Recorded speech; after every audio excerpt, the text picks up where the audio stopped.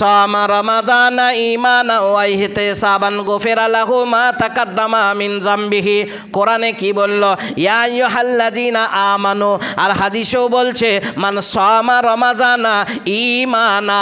এখানে দেখেন শর্ত লাগিয়ে দিয়েছেন, যখন রমজান মাস এসে যাবে, রমজান মাস তুমি যখন পেয়ে যাবে রে বান্দা বান্দি, তুমি শুনে নাও, জেনে নাও, বুঝে নাও, তোমার হবে কে গুফিরা লাহু মা তাকাদ্দামা মিন যামবিহি।